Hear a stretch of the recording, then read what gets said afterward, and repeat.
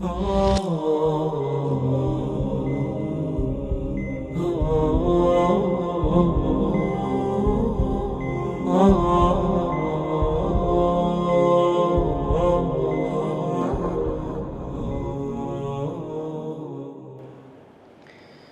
الرحمن الرحيم. الحمد لله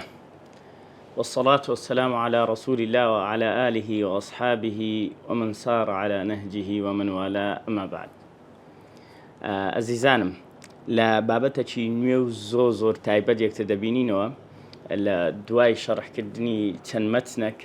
وەلیلای الحەمد. ئێستا کە دەگەینە ئەو مەتنەی کە پێویستە بەڕاستی لە هەموو مەتنەکان و لە هەموو بابەتەکانی دی بە پێویستری دەزانم.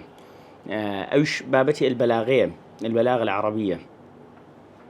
طبعا أما الحمد لله كلمتني أجرومي دستمان بيكر دواتر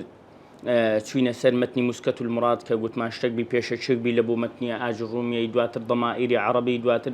متني بنائي صرف يترك إنسان بابلين اشتق لعربي تيجي اشتكي تاج يعني نوك فول بلام نابي زعيف فيش بيأسا لو مستوى ده سب بابلين بياني لكم كا لقل مام بي لقل دورة كيدا لو استفادة شي باش بك مادام كمان نحو ما خويند واشتق بلا معنات هيدا جينو وصرف ما خويند استاك براسي او كبيويس وضرورة لدواء او مرحلة دا بلاغية عربية لبو تيجيشتني تاكتر لا عربي عموما ولا قرآن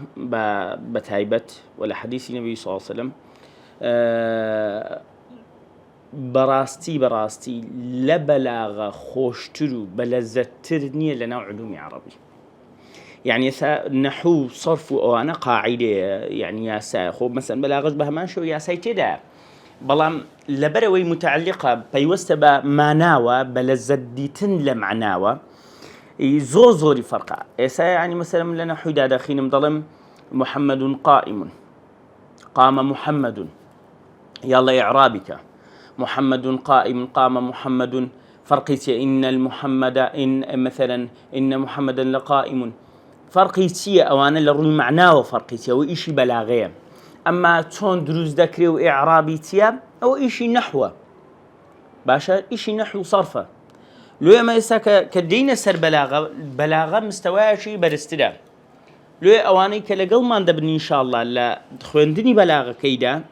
براستي أولا داواكارين لكسانك بيشينا كان هبي لعلوم عربي بعموما. يعني إنك كابرا مثلا طازة صفرة ديوي دس بيبكا لبو زمان عربي بيبوي دس بيبكا. يعني ما براسي نصحتي وكسناك إنك بيبا بلاغي دس بيبكا. يعني دبي نحو تخين دبي صرف تخين دبي أو خالتي زور قرنجة نحو صرف خنجة أجر شيء بسيط يجي يعني بناغة شيء ساكت هبي لنحو صرف ده أو زبي بلاغة دس بيبكي بتايبتيش لنحو بناغة شيء بهزتها أهلا وسهلا بخير بي. أما أجر نيتت لبوت قرصة جاري سرتان نحو كي بخيني لبروي براسي باب مسألة علم ده بسلم بقادر مبي باشا بابليكان بي أتو بسر بكوي أولا لا تشدي كل روي معناه تيجيشتن لمعناه بله بلاغة زور يارمتي ددا لبو تيجيشتن لقولي معناه كأنك تنها لمعناه. يعني مثلا من بيم بيدبرم أو معناه أو معناه أو نعم وهد ليدك أتو لذت لمعناه كي بكي لذت لو روان بيجيب كي كلقسي عرب دا لقسي عربي دا نقلقسي عرب لقسي عربي دا جال بقرآن وحديث وروها بشعر قصي عرب عموما. لو أجرتو اشتغل معنان نزاني بلاني كم سطا شستو حفتاتي نجي يعني واهز كم خيني بلاغي إسفاد شي زور باشي نابي لبو أنا كم معنان تاردك تاكا وهروها مناغتشي نحوي تاكن هي أو أنا دست بيبكن لبو أنا واجبة دست بيبكن زور تاكا. طبعا أوا وكو بيش تشك بزانين شي بيخيني وشي نيخيني أو لا كتسدا خيني. طبعا أو بابتيك هالما مجادية البلاغة الميسرة دكتور عبد العزيز بن علي الحربي كزاناية سعودية خلشي مكية استحالين والله أعلم اليد هذا نشي موالي شستو بينجي يعني زور بيرنيا و ئەوەشە لە زمانی عەرەبیدا زۆر متمەکینە بەتایبەتی لە بەلاغەیدا زۆر متمەکینە لە علومی شەرعی و لە زمانی عەرەبی بەتایبەتی لە زمانی عەرەبی ماشەڵڵای لێبی و یعنی موقعی ئەلکترۆنی لە مەسەلەی زمانی عەرەبی و بابەتانە هەیە و جهودێکی زۆر چاچی هەیە و هەروەها جائزەی گەورەی وەرگرتێ لە مەجمەعی لوغەی عەرەبی لە سعودیا و إلى آخره کابرایشی زۆر بە مستەوایە و مؤلفاتیشی گەلێک زۆرە یعنی کتێبەکانی گەلێک زۆرن يعني هو پێشتر هەر 21 منبەزەوها خوێندیتەوە لە کتێبەکانی لە شروحات و لە پخوتکردنەوە و لە نووسینی کتێب و بەتایبەتی ئەو مستەوا سەرەتاییانە و إلى آخره کتێبی بەقووەت لە مەسائلی تەفسیری قورئان و لە مەسائلی دەلالەی قورئان و بابەتانە زۆر شتی نازداری هەیە دکتۆر عەبدولعەزیز بن علي الحرب طبعا دکتۆرایەکە و ماسەرەکەشی لە جامعی أم القرى کە لە مەککەی لەوێندەر بەدەستینایە و ئێستاش مایە ولله الحمد والحمد لله بەردەوامە لەو مەسیرەتە علمی خۆی لەو کتێبەشمان حەقەتەن بەسیتر بەدەست نەکەوت یعنی ئەو کتێبە زۆر بەسیت و زۆر پوختەیە لەوەمان ئاسانتر و پخوتر بەدەست نەکەوت جگە ئەگەر محاضەراتی ئەساتیدەکانی جامیعی نەبی مەسەلەن لەوەی با بڵێن بەتەما بووم کە مەسەلەن ئەوەی کە شێخ ئیبن عاشوور هەیە ئەویش مەتنەکی هەیە لە بەلاغەی کە شەرح کرا ماوەچیش خۆم پێوە مەشغول کرد کە حەزم زۆرم حەز لێ بوو ئەوی شەرح بکەم یعنی بەڕاستی دڵم ئێستاش متعلقە بەو بەڵام تەماشام کرد بەڕاستی قورس بوو یعنی زۆریش بوو ئەگەر ئەوم شەرح کرد بە لەوانەیە بچوباتە 50 حەڵقە و ئەو بابەتانە بەڵام ئێستاکە کە لەگەڵ ئەوەی ئەو دەرسەی داینە ئینشاءڵڵا یعنی هەوڵ دەدەین لە بینی نزیکی 25 حەڵقەچی هەوڵ دەدەین ئینشاءڵڵا تەواوی بکەین بەئیزنی خوای تەعالە بەڵام هەوڵ دەدەین شتەکە تامی لێ بدینین نە زۆر کورد بی و نە زۆر درێژ بی طبعا ئەمە پێشەوەی بینە سەر کتێبەکەی زۆر پێشەچی هەیە حەز دەکەم باسی بکەم لەبەرەوەی لە کتێبەکەیدا باز نەکرد یاویش مەسەلەی تاریخی بەلاغەیە لە بزانم ئەو بەلاغەیە کەی سەری هەڵدایە و چۆن بووە خوا چه ظروفەشی دروست کردیە لۆ ئەوەی کە خەڵک بتوانی ئیستیقبالی قورئان بکە ئەو پێشەچانە زۆر مهمە ئەوەلاً کاتێک ئەمە دەبینین ئینسانەکان لە بینی خۆیاندا لە مستەوای زمانەوانی و لە مستەوای ڕەوانبێژی و بەلاغەتدا لە مستەوای قسەکردنیان و کاریگەری مەسەلەن کە خەڵک کاریگەر دەبن بەو کەسانە جیاوازن مستەوایەکان جیاوازن کە مستەوایەکان جیاوازن ئەوە وەد لێ دەکات زیاتر ئەتوو تەلەذوذ لە قورئان بکەیت لۆ ئەو کاتی ئەتوو مستەوایە بەرزەکە طبعاً هەتا تو مستەوای نزم نەبینی مستەوای بەرزت یعنی لە بۆ ئاشکرا نابی حتمەن وەنیە دەکەواتە کاتێک کە تو نەسەکان دەخینیەوە بۆ نمونە شێعر دەخینیەوە هەر کتێبەچکە دەخینیەوە کاتێک کە دەزانی مستەوایەکان متەفاوتن ئەویان ئوسلوبی زۆر ڕاقیترە لەوەیان ئەویان لە ڕووی کەلیماتەوە لە ڕووی معناوە لە ڕووی ماشەڵڵا لە هەست و سۆز و بابەتانەوە ئەو لە ڕووی مڕاعاتکردنی نازانم هەر لەفزێک لە بۆ شوێنی خۆی بەکاری هێنا ئەوە وەد لێ دەکات زیاتر تام لە قورئان بکەین ئەوە یەک دوو خوا زۆر بە حیکمەتە بزانین تەماشاکە پێشەوەی پێغەمبەر صلی الله علیه و سلم بێت و قورئان دابەزی جیلێکی پەروەردە کرد لە جاهلیەت جیل خوا پەروەردە بەڵێ ئیرادەی خوا بوو کە جیلێک پەروەردە بی لە پێش قورئان لەو پەڕی فەساحەت و بەلاغەت دابن لە جاهلی کە جاهل بوون بە ئیسلام باشە عەسری جاهلی پێدەبێنەوانی کە ئەدەبی عەرەبیان خوێندێ کە ئوسوڵی ئەدەبی تەوزیع دەکرێمە ئەدەبی عەرەبی مەسەلەن یەکەم عەسر سەردەم چییە سەردەمی جاهلیە کە پێش ئیسلامە لە دەرکەوتنی پێغەمبەر صلی الله علیه و سلم دەبتە عەسری ئیسلامی و دواتر ئومەوی دواتر عەباسی دواتر العصور المظلمە و دواتر عەسر الحەدیث و دواتر عەسری معاصر کە ئێستاە باشە سەردەم تەوزیع دەکرێت جا پێشەوەی قورئان بێتە خوارێ خوا ئەو پێشەچەی لە بۆ موسڵمانان ئەو زەمینە خۆشکردنی کرد کە جیلێک پەروەردە بن زۆر بەلیغ بن و شیعری بەقووەت بنووسن کە شیعرە بەقووەتەکان ئەوانەی کە دەزانن معلقاتمان هەیە معلقاتی 17 ئەوانە کە زوهەیر بن ئەبی سولمە و ئیمرؤ القەیس و إلى آخره طرفە و ئەوانەنە کە شیعری زۆر بەقووەتیان نووسیە كضلن هالواسرة بديواري كعبو لبر بقوتي لو بيجوت لها معلقات يعني وتبضلوا هالواسرة خوي بضلوا هالواسرة لبر بقوتكي باشا يعني ضلن بقاوي زير نسرايتوا معلقات باشا كو شعر بقوتكان هي شاعر بقوتكان جاهلين كاتك اواني خوا اواني پرورده کرد بلاغتي عربي اوها برز بوا عرب ويلي هات اوشتي كفخري بيوده کرد زمانكي بو لوي خوا لو بابو لبوي بي كأو بيوي فخر دكا باشا او نقطة شي زور مهمة لإعجاز ده لبرو اگر تو بيو سر إعجازي بابلين أمتكاني ديكا يعني أولا محاضرتش كباسي إعجازي بلاغين بنيو ساعاتش تقريبا للصورة كوثر أو بس بابلين لعلمي معاني زيادة وربوينوا بس صورة كوثر كرتين صورات بنيو ساعاتي ببختي بس علمي معاني من يعني باسكت حسابي خوتي يعني دبي أقبيم قرآني همو باسكين بهمو علمي معاني بديع وبيان كدين لبلاغي دادا إخواني باشا أو بنظمي قرآن عموما نقبة بمخوم متعلق كم بوسيع علمي دا دبي تسنمان بيبتي وش لزتش تايبتي هبي باشا لو محاضري دا بيشتشكي دا باس ما كد هر سردمك وهر پیغمبرك كتشوا خوات تحداي أو قومي كدي بوشتي كديزان بونمنا سردمي حضرت موسى چه زور بناو بانگو چه زور بناو بانگو سحر بلا بالضبط السحر بو لو خوا معجزه دا موسى كالساحر وخلقك بزانن كأو السحر نيه ولا سردمي عيسى عليه السلام طب لو يتمشي محاضر او كان كمعجزه كان عيسى بك عليه السلام زندو كردنو چاكدنو نظامتي وانا زياده طبيبون لو خوا تحداي قومك دكا بوشتي كديزانن بوشتي كأوان لي تيدا دستشي بالان هي باشا لو يبزانا خوا تحداي چي موسى تحداي چي باشا فرعون چي هنا برانبر موسى سحرة ساحرة كان ونيا فرعون بخوينا هاتا برانبري بساحرة كان هاتا برانبري لبروي دواش كساحرة كان ديتيان فألقي فاء بكاري فألقي السحرة ساجد فألقي يعني هركديتيانو وقت بين نبو وقت شي بين نبو برونو مارو بيركنو مناقشة بكنو أري والله أو السحر نيونانا فألقي نيقو ثم ألقي فألقي السحرة ساجدين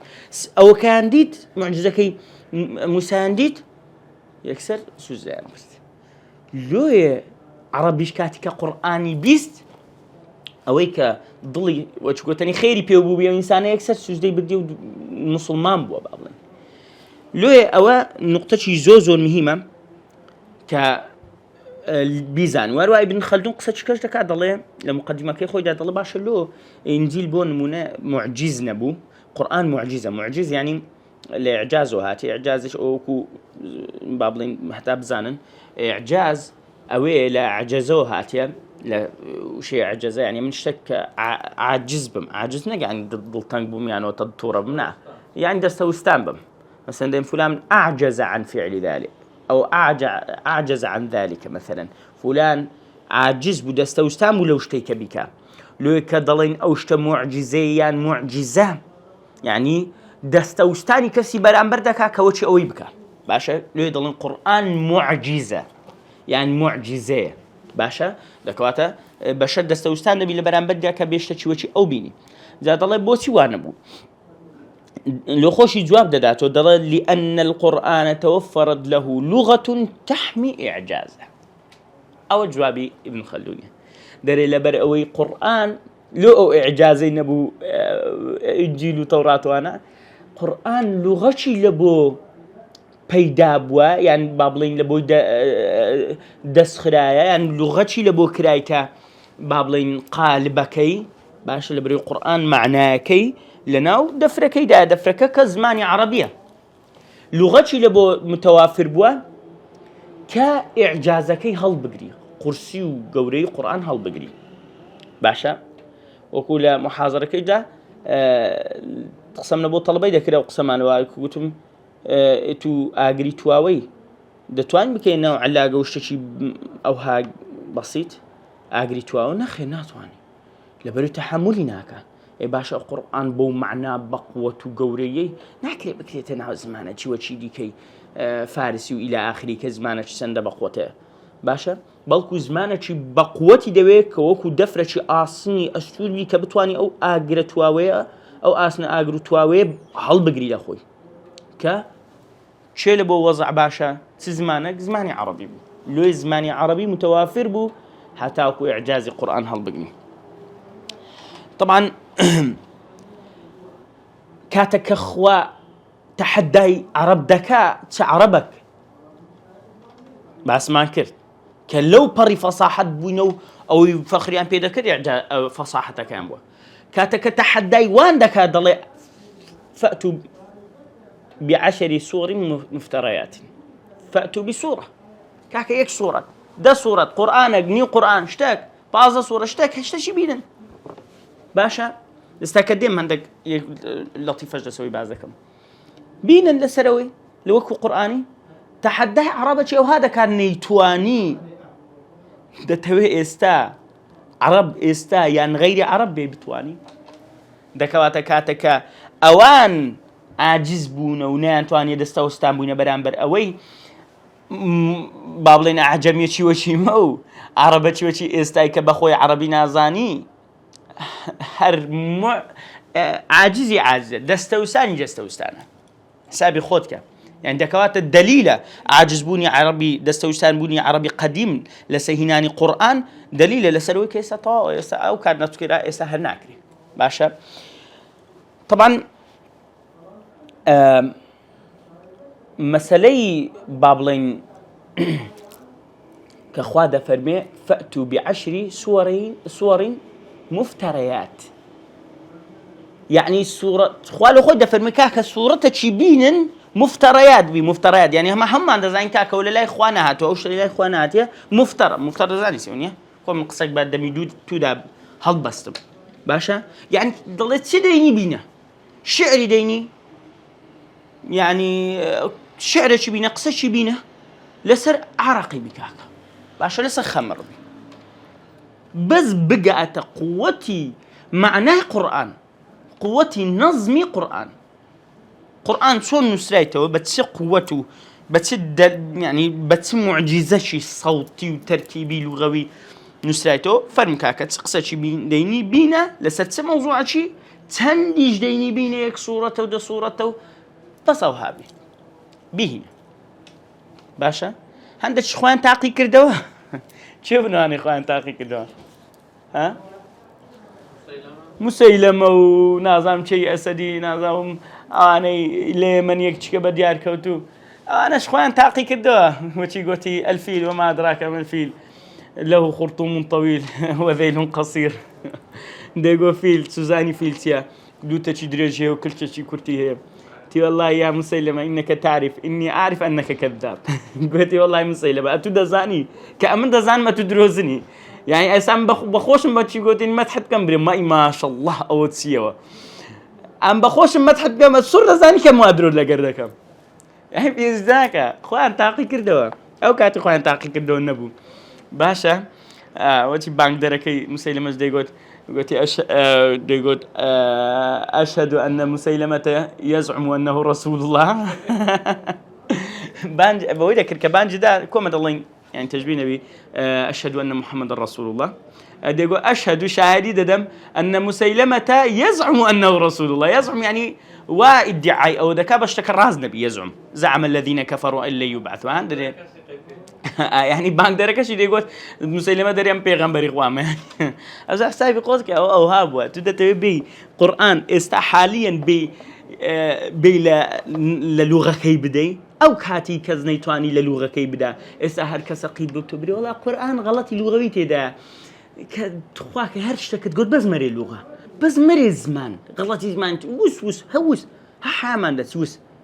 بس دي أجر هشتك كدري كأك الظلمي تدا قتلي تدا أو هاي هرش تدري بري قيناك تدري بري ورمناقشة ده بس مري زمان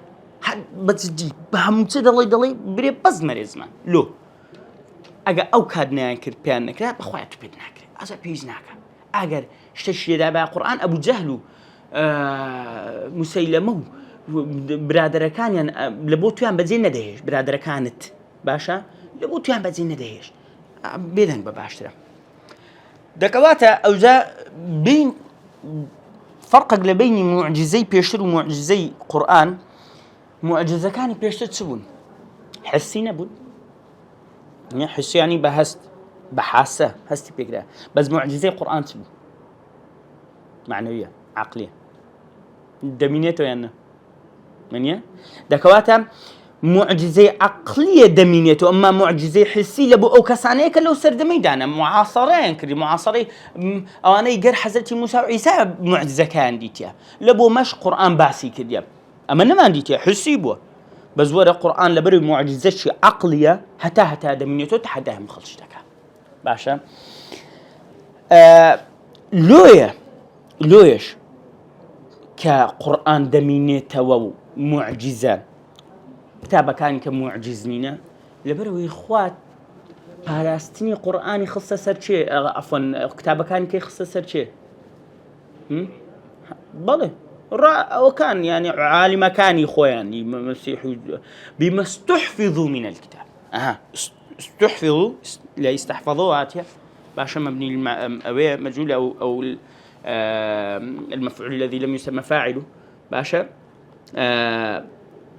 استحفظ أو استحفظ يعني طلب الحفظ يعني خوا داوای لە عالمەکانی مەسیح و جوولەکە کرد کە بیپارێزن پاراستیان باشیان پاراست لۆیە ئەوان چیان کرد لەفزیشیان گۆڕی و معناشیان گۆڕی لەفزەکە کە دەفرەکەیە معنایەکەش کە ئەو شتەیە کە تێدایتی باشە لەفزیشیان گۆڕی معناشیان گۆڕی بەڵام قورئان لەفز و معنای بیهینە گۆڕایە لۆیە خوا بەخۆی دەفەرمێتە وإنا له لحافظون بخوم دي بارزم وإنا له أوانا لو إنه أنا بكارهتي أو بلا غيدا ديخيني إن شاء الله تعالى طبعا يك نقطة زور مهم لو بيشينا كان بقرآن متأثر بينا به أو علومانا بزانا إسا من دبي بيم علومي بلاغي بخينم باشا حتى أكون متأثر بم بقرآن بس بيشتر له أما وصل عربيان زانية أخي عربيان كو زانية بيان دا قلت لته بسليقة منيا بسليقة عربيان زانية لو قدماء بيشتر كان متأثر بينا بالقرآن بس كاتك سليقة نما سدست بيكر تأليف ونسين دست بيكر دين دا تاريخي بلاغي دا باسيكين كاتكتو مثلا أمن سليقة كم نية لابون لزمان شتيب كم بسليقتي بقى باشا كاتك سليقة منما بيويستم بكتاب ودفتر بتم بتم بخينم أو علمي بخينم حتى أكو بتوانم تيبقى بلكو بي متأثر بم باشا لو إساك الزام مثلا خويندني نحو صرف وبلاغة وأنا ضلين كاكا واجب إنسان دبي بزان دبي عربي فيربي دبي أو علمانة بخيني لو واجب كاكا هكاكا تبتم تأثير بالقرآن أتو عربي قديمي بسليقة يعني عربي قديم عصري يكمي إسلام عصري دوام أو كيدي دس اللي بشو خلشي عوام وخلشي ديكا دس لبرو خي غير عرب هات و تنديتو أو سردميك قرآن أو دابزي باشا تندي لي دور بكوتو سردم لسردمي دابزيني قرآن تندي لي دور بكوتو سليقتي ليدي سليقة نزم دتو باشا وما دام سليقة نزم دتو بيش ما بتيا بيش ما بتجمع كردنو كو كردنو ونشينو علمك يا لو يتسبكين سليقة برسكينو لو يسام زور دورين لعصري دابزيني قرآن لو سليقة لياتيا سليقة زور كم بيتو كباسي دكين وياك كلا نقصكاني منهجو دراسي حزركاني كردستاني شمانو باشا لو سليقة مانية لو الدين بوشكو برنجي باسي بلاغي دكان بوشكو برنجي باسي علوم كاني ديكي قرآن وفقه وبابتان دكان أو زالو أوانش خصامو ململاني وبابتاني زور لي بيادبي هو يكا كلا هو كاركان نبوني سليقتي لغوي باشا کە ئەو بابەتە نەبوو حتمما پێویستمان بە خوێندن دەبی. دێینە سەر بەلاغەوە. حەزمان لێ بزانین بەلاغە چۆن سەری هەڵدایە لە کێوە چێ بابی بەلاغەیە، بەلاغەی عەرەبی، هەتا چ زوڵمەتشی لێکرا. لۆ پێویستم پێ بزانم لەبەرەوەی هەتاوەکو ئەو غەڵەتەی کە پێشتر کرایە و زوڵمەی لە بەلاغەی قورئان و لە ئیعجازی قورئان کرایە ئەمە بین ئەو زوڵمە نەکەینەوە. لێ دێین دەخین وەیلا ئەمن بابەتەکە بابەتی کۆمەڵایەتی نییە بێم تاریخت پێ برێم ساڵی ئەوەندەوە هابوو ساڵی ئەوەندە نە ئیشم بۆ بابەتەی لێ بێم باسی دەکەم. هەر بۆیە بالەوەی زیاتر درێژی نەکەینەوە. ئەمن حەز دەکەم ئینشاءڵڵا حەڵقەکان هەمووی نوو سەعاتی بین ئەگەر خوا بکاتە قسمەت. بەڵام ئەوە پێشەچێکی مهم بوو لەسەری ئیعجازی قورئان. هیوادارم ئینشاءڵڵا ئیسفادەتان لێ کرد بین و دڵنیا بن کە بەڕاستی لەمە دووە لەزەت لە قورئانێ دەکەی ئینشاءڵڵا. لەزەتە چی کە پێشتر تەمشای قورئانت کردیە ئەو نوعا خوێندنەوە قوولت لە بۆی نەبووە. ئینشاءڵڵا لەمە دووە ئیسفادەشی زۆر زیاتری لێ دەکەی بێزنی خوای تەعالا. بەخواتان دەسپێرم لە بۆ حەڵقەی دی کە دێینە سەر تاریخی نەشەتەکەی وجا پێشەچێکی دیکە لەسەر بەلاغەت کە چییە و چنیە و فەساحەت چییە ئەوجا دوات دێینە ناو بابەتەکانی دی بێزنی خوای تەعالا. السلام عليكم ورحمة الله وبركاته.